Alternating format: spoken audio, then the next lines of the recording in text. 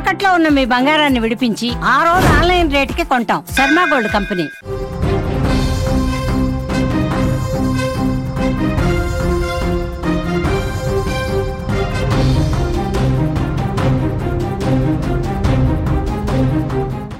మరో big breaking news చూస్తున్నాం. ధర్మస్థలలో శవాల వేటైతే ఇంకా కొనసాగుతోంది. దట్టమైన అడవిలో రెండో రోజు తవ్వకాలైతే కొనసాగిస్తున్నారు పోలీసులు. ఒకసారి 3 ప్రాంతాల్లో తవ్వకాలు జరుపుతున్నారు. కూలీల సంఖ్యను అధికారులు ఇప్పటికే పెంచినట్లుగా తెలుస్తోంది. మొదటి రోజు ఇప్పటి వరకు కూడా ఎలాంటి అవశేషాలు కూడా దొరకలేనట్లుగా మనకైతే తెలుస్తోంది. ప్రస్తుతం కర్ణాటకలోని ధర్మస్థల మిస్టరీ హత్యలు దేశవ్యాప్తంగా హాట్ టాపిక్ గా నడుస్తున్నాయి. రెండో రోజు నేత్రావతి నది ఒడ్డున అస్థిపంజరాల కోసం భారీ తవ్వకాలైతే ఆపరేషన్ కొనసాగుతోంది. ఈ రోజు ఉదయం నుంచి కూడా సిట్టు బృందం దట్టమైన అడవిలో కీలక ఆధారాల కోసం తీవ్రంగా శ్రమిస్తోంది. నిన్న సాధారణ ప్రాంతాల్లో తవ్వకాలు జరుపుతూ ఉండడంతో 12 మంది కూలీలు మాత్రమే తీసుకెళ్లారు. బట్ ఈ రోజు ఒకేసారి 3 ప్రాంతాల్లో కూడా తవ్వకాలు చేపట్టినట్లుగా అయితే మనకి తెలుస్తోంది. పనులనైతే వేగవంతం చేయడానికి అధికారులు కూలీల సంఖ్యను కూడా పెంచారు. ఆ విజువల్స్ అన్ని కూడా మనం సుమన్ టీవీ స్క్రీన్ మీద ఎక్స్క్లూజివ్ గా మీకు చూపించే ప్రయత్నం అయితే చేస్తోంది.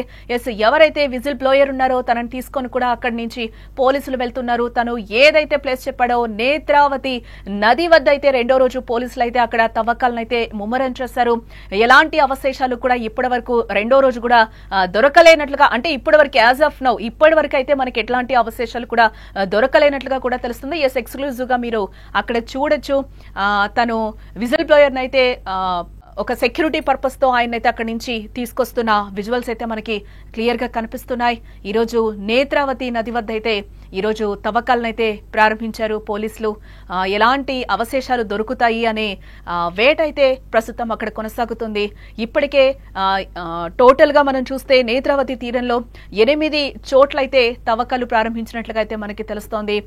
ఒకటి హైవే పక్కన 4 ప్లేసెస్ అయితే పోలీసులు గుర్తించారు.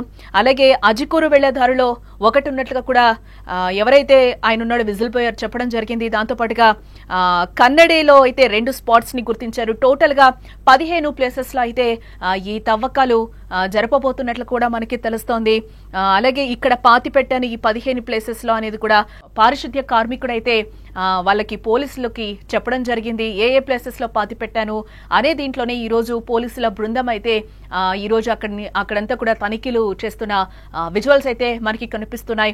అక్కడి నుంచి అయితే అందరూ కూడా ఆ విజిల్ బ్లోయర్ ఎవరైతే పారిశుద్ధ్య కార్మికుడు ఉన్నాడో తనని కూడా తీసుకుని వెళ్తూ కూడా అక్కడ విచారణ కొనసాగిస్తున్నారు. ఎక్కడ నేను శవాల్ని పాతి పెట్టానో ఆ ప్లేస్ కి వెళ్లి కూడా పోలీసులు తనని కూడా సెక్యూరిటీ దీంట్లో తీసుకువెళ్తూ కూడా అక్కడ తనిఖీలు చేస్తున్న విజువల్స్ అయితే మనకి కనిపిస్తున్నాయి.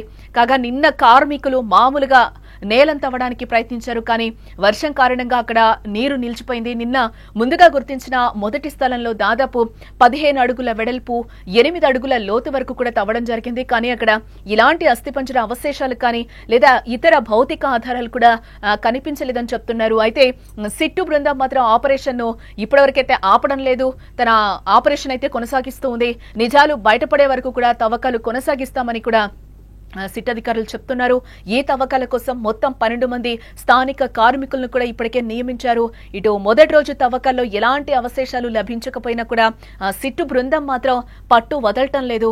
నిజాలు బయటపడే వరకు కూడా ఈ తవ్వకాలు జరుగుతూనే ఉంటాయని కూడా అధికారులు ఇప్పటికే స్పష్టం చేస్తున్నారు. బట్ అక్కడ కూడా ధర్మస్థలలో ఏం జరుగుతుంది అనే విషయంపై కూడా అక్కడ ప్రజల ఆసక్తిగా ఎదురు చూస్తున్నారు. అక్కడ తవ్వకాలు జరపడం కూడా కొంచెం కష్టంగా అధికారులకి మారినట్లుగా తెలుస్తోంది. ఏ చిన్న క్లూ కూడా అక్కడికి ప్రజలు వాలిపోతున్న సిచ్యువేషన్ కూడా అక్కడ మనకి కనిపిస్తుంది. ఏదైనా ఆధారాలు దొరుకుతాయేమో, ఇంత కాంట్రవర్షియల్ గా ఈ ధర్మస్థల ఇష్యూ మారిన నేపథ్యంలో అక్కడ వాళ్ళు కూడా ప్రజలు కూడా చాలా ఆసక్తిగా ఎదురు చూస్తున్నారు. ఏదైనా దొరుకుతుందేమని. ఇదే నేపథ్యంలో అక్కడ పోలీసులు కూడా అక్కడ తవ్వకాలు కానీ అక్కడ ఏదైనా చేయాలి అన్న కూడా ఆపరేషన్స్ కొంచెం కష్టతరంగా మారింది. అక్కడ ప్రజల్ని కూడా కంట్రోల్ చేయాలంటే చాలా ఇబ్బందికరంగా ఉంది అని కూడా పోలీసులు చెప్తున్న సిచ్యువేషన్స్ అయితే మనకు కనిపిస్తున్నాయి. ఈ రోజు ఉదయం 11 గంటల ప్రాంతంలో కూడా సిట్టు బృందం సాక్షి ఫిర్యాదుదారులతో కలిసి నేత్రావతి స్నాన ఘట్టాలకైతే చేరుకుంది. అంతకుముందు ఉదయం 10 గంటలకు బెల్తంగడిలోని సిట్ కార్యాలయానికి వచ్చి అవసరమైన ప్రక్రియలనైతే పూర్తి చేసుకున్నారు. ఈ సిట్టు బృందంలో ఐపీఎస్ అధికారి అనుచేత్, ఐపీఎస్ జితేంద్ర కుమార్, దయామా, అలాగే SP Simon, Puttur AC Stella Varghese అలాగే బెల్తంగడి తహసీల్దార్ పృథ్వీ సానికం కూడా ఉన్నారు. ఈ రోజు ఫిర్యాదుదారు గుర్తించిన రెండవ ప్రదేశంలో కూడా తవ్వకం జరుగుతోంది. బట్ నేత్రావతి స్నాన ఘాటు దగ్గర జరుగుతున్న ఈ ఆపరేషన్ ను చూడటానికి అక్కడ వందలాది మంది స్థానికులు సంఘటన స్థలానికైతే చేరుకున్నారు. తెల్లవారుజాము నుండి కూడా అక్కడ ఆపరేషన్ ముగిసే వరకు కూడా చాలా మంది ప్రజలు ఈ తవ్వకాలను అక్కడ ఆసక్తిగా గమనిస్తున్న విజువల్స్ కూడా మనకి క్లియర్ గా కనిపిస్తున్నాయి. ఇవన్నీ కూడా అక్కడి నుంచి మీకు గ్రౌండ్ రిపోర్ట్ సుమన్ టీవీ ఎప్పటికప్పుడు ధర్మస్థల గురించి మీకు ఎప్పటికప్పుడు అప్డేట్స్ ఇస్తూనే ఉంది. ఈ మొత్తం వ్యవహారం కూడా 2012లో వెలుగులోకి వచ్చిన ధర్మస్థల వివాదంతో మొదలైందని చెప్పుకోక తప్పదు. అప్పట్లో సౌజన్య అనే 17 ఏళ్ల విద్యార్థిని దారుణంగా హత్యకు గురైంది. ఆమె మృతదేహం ధర్మస్థల సమీపంలో లభ్యమైంది. ఈ కేసులో ఒక వ్యక్తిని అరెస్టు చేసినా అతను ఆ తర్వాత నిర్దోషిగా విడుదలయ్యాడు. అయితే నిందితులకు శిక్ష పడలేదని, అసలు దోషులను పట్టుకోవాలని కూడా సౌజన్య కుటుంబంతో పాటు పలువురు నిరసనలు కూడా తెలిపారు. ఈ నేపథ్యంలో 1995 నుంచి 2014 వరకు ధర్మస్థలలో పారిశుద్ధ్య కార్మికుడిగా పనిచేసిన ఒక వ్యక్తి సంచలన ఆరోపణలు చేశాడు. తాను వందలాది మృతదేహాలను కూడా దహనం చేయడంతో పాటు చాలా సవాళ్లను పూడ్చిపెట్టానని కూడా కొందరు బలవంతం చేశారని అతను ఈ జూలై నెలలో పోలీసులకు ఫిర్యాదు చేయడం జరిగింది. ఈ మృతదేహాల్లో ఎక్కువగా మహిళలు, మైనర్ బాలికలు ఉన్నాయని, వాటిపై లైంగిక వేధింపులు, యాసిడ్ దాడులు జరిగినట్లు కూడా అతను చెప్పడం జరిగింది. స్కూల్ విద్యార్థినులు, భిక్షగాళ్లు కూడా ఉన్నారంటూ కూడా తను సంచలన ఆరోపణలే చేశాడు. ఈ పూడ్చిపెట్టే ప్రక్రియను రహస్యంగా చేయాలని కూడా తనని చాలా సార్లు బెదిరించారు అని కూడా తను చెప్తున్నాడు. నేను ఒక వెనుకబడ్డ వర్గం కులానికి చెందినవాడు, అందుకే నన్ను బెదిరించారు అని కూడా తను చాలా సందర్భాల్లో చెప్పాడు పోలీసులకు. అలాగే నేత్రావతి నది ఒడ్డున మొత్తం 15 ప్రాంతాలను అతను ఇప్పటికే గుర్తించినట్టుగా చెప్పాడు. ఆ 15 ప్లేసెస్ కూడా మీకు ఇంకోసారి నేను చెప్పే ప్రయత్నం చేస్తాను. నేత్రావతి తీరంలో 8 స్పాట్స్ అయితే గుర్తించారు. తర్వాత హైవే పక్కన 4 ప్లేసులు, అలాగే అజ్కూరు వెళ్లే దారిలో 1 అని కూడా పారిశుద్ధ్య కార్మికుడు చెప్తున్నాడు. కన్యాడి ప్రాంతంలో 2 స్పాట్స్ ఉన్నాయని కూడా చెప్తున్నాడు. టోటల్ గా 15 ప్లేసెస్ లో నేను నా చేతులతో పాతి పెట్టాను అని కూడా తను కొన్ని సంచలన ఆరోపణలే చేశాడు. అలాగే ఈ ధర్మస్థలలో ప్రత్యక్షంగా సుమన్ టీవీ ద్వారా మీరు చాలా విజువల్స్ ని మీకు అందించే ప్రయత్నం చేస్తుంది. అలాగే మీకు గ్రౌండ్ రిపోర్ట్ ని కూడా ఎప్పటికప్పుడు ధర్మస్థల ఇష్యూకి సంబంధించి కూడా అప్డేట్స్ ఇప్పటి వరకు కూడా మీకు సుమన్ టీవీ అందిస్తూనే ఉంది. ఎస్, డెడ్ బాడీస్ ని వెతికే పనిలో అక్కడందరూ కూడా ఈ రోజు పోలీసులు రెండో రోజు నిమగ్నమైన పరిస్థితులు అయితే మనకి కనిపిస్తున్నాయి. ఇదే నేపథ్యంలో 1995 నుంచి 2014 వరకు కూడా మిస్ అయిన డెడ్ బాడీస్ కూడా ఉన్నాయి అని కూడా ఆ పారిశుద్ధ కార్మికుడు చెప్పాడు. దాని గురించి కూడా ఈ రోజు పోలీసులు వెతికే పనిలో ఉన్నట్లు కూడా తెలుస్తోంది. కర్ణాటకలోని దక్షిణ కన్నడ జిల్లాలో ప్రముఖ పుణ్యక్షేత్రం ధర్మస్థలలో అనేక దారుణాలు చోటు చేసుకున్నట్టుగా కూడా ఒక దళిత పారిశుద్ధ కార్మికుడు ఫిర్యాదులు ఇచ్చిన నేపథ్యంలోనే ఈ ఇష్యూ ఒక సంచలనంగా మారిందని చెప్పుకోవచ్చు. 1 కాదు 2 కాదు, దాదాపుగా నేను 20 ఏళ్ల పాటు తాను అనేక మంది బాలికలు, మహిళల మృతదేహాలను ఇక్కడ మంజునాథ ఆలయ వర్గాల ఒత్తిడితో పాతి పెట్టేవాడని, అందులో ఎక్కువ శవాలు లైంగిక దాడికి, హత్యకు గురైనట్టుగా కనిపించావని కూడా అతడు తన ఫిర్యాదులో చెప్పడం జరిగింది. ఈ ఫిర్యాదుపై కేసు నమోదు చేసుకున్న పోలీసులు అప్పటి నుంచి కూడా దర్యాప్తు చేస్తూనే ఉన్నారు. ఈ విషయాలు తను బయటకు చెబుతున్నందున తనకు ప్రాణహాని ఉంది అంటూ కూడా సదరు పారిశుద్ధ్య కార్మికుడు ఫిర్యాదుతో పోలీసులు కూడా చెప్తున్నారు. పోలీసులకు తన ఫిర్యాదులో కూడా చెప్పడం జరిగింది. ఇతడు ధర్మస్థల ఆలయంలో పనిచేసేవాడు. నిత్యం మహిళలు, బాలికల మృతదేహాలను తనకు అప్పగించి వాటిని పూడ్చిపెట్టాలని ఆదేశించేవని కూడా అంటున్నాడు. చాలా శవాలపై లైంగిక దాడికి గురైనట్లు కూడా స్పష్టమైన ఆనవాళ్లు కనిపించేవని పేర్కొన్నాడు. వాటిని పూడ్చిపెట్టడం లేదా కాల్చివేయడం చేయకపోతే తనను, తన కుటుంబాన్ని కూడా చంపేస్తామని బెదిరించేవారని, ఇష్టం వచ్చినట్టు కొట్టేవారని కూడా ఆ ఫిర్యాదుదారుడు చెప్తూ ఉన్నాడు. నేను ఒక తక్కువదిగా భావించే కులంలో పుట్టాను. ధర్మస్థల ఆలయంలో పారిశుద్ధ్య కార్మికుడిగా 1995 నుంచి 2014 డిసెంబర్ వరకు కూడా నేను పనిచేశాను. మొదట్లో ఆలయానికి సమీపంలోని నేత్రావతి నది వద్ద శుభ్రం చేసే పనుల్లో ఉండేవాణ్ణి. ఆ తర్వాత నన్ను భయానక నేరాలకు, సాక్ష్యాలను మాయం చేసే పనికి ఉపయోగించారని కూడా తను ఫిర్యాదులో పేర్కోవడం జరిగింది. ఆ బాధాకర హత్యలు, తనపై జరిగిన భౌతిక దాడుల జ్ఞాపకాలను భరించలేక ఈ విషయాన్ని వెల్లడిస్తున్నానని కూడా తను చెప్పడం జరిగింది.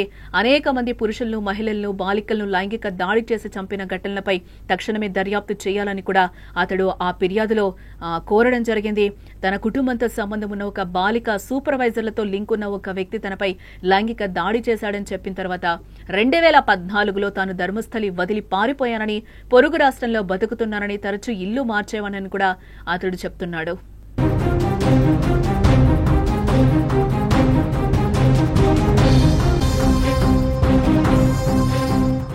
ఇదంతా పక్కన పెడితే ప్రస్తుతం కర్ణాటకలోని ధర్మస్థల మిస్టరీ హత్యలు దేశవ్యాప్తంగా ఇప్పుడు హాట్ టాపిక్ గా నడుస్తుందని చెప్పుకోవాలి.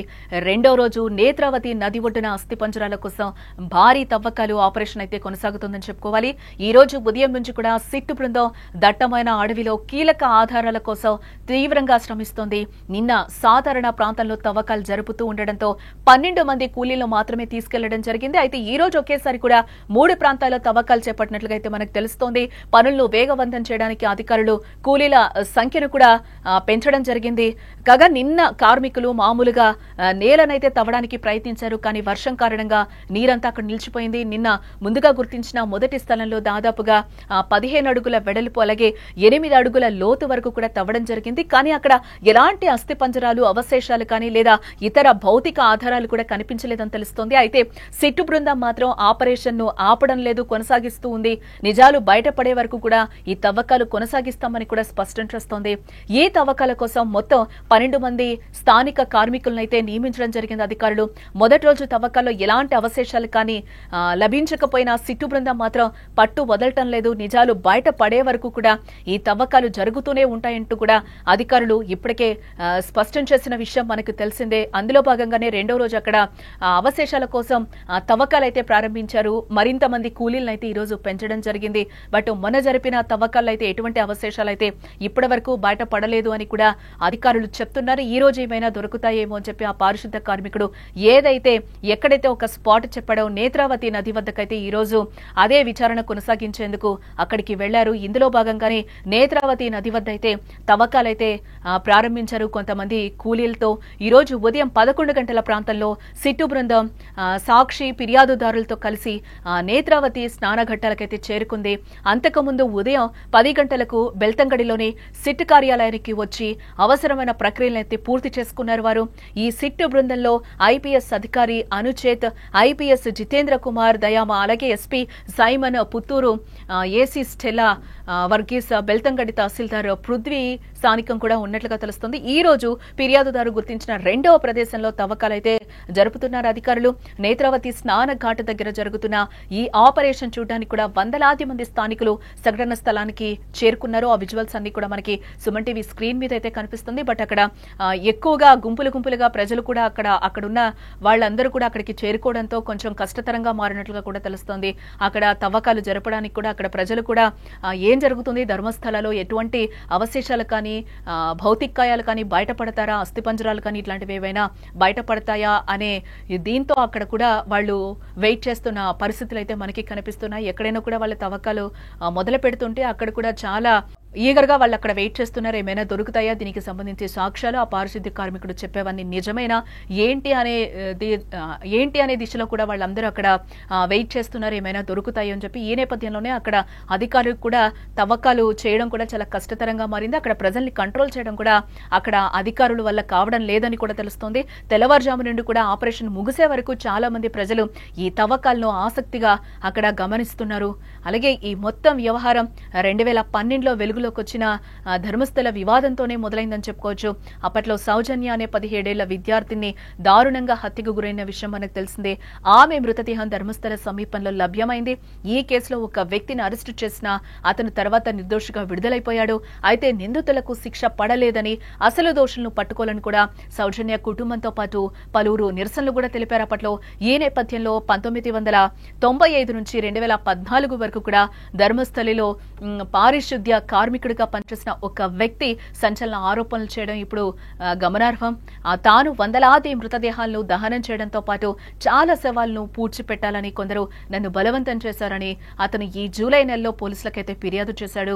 ఈ మృతదేహాల్లో ఎక్కువగా మహిళలు, మైనర్ బాలికలవి ఉన్నాయి. వాటిపై లైంగిక వేధింపులు అలాగే యాసిడ్ దాడులు జరిగినట్లు కూడా అతను చెప్పడం జరిగింది. స్కూల్ విద్యార్థినులు, భిక్షగాళ్లు కూడా ఇందులో ఉన్నారు అని కూడా అతను చెప్తున్నాడు. ఈ పూడ్చిపెట్టే ప్రక్రియను రహస్యంగా చేయాలని కూడా తనను బెదిరించినట్లుగా వెల్లడించాడు.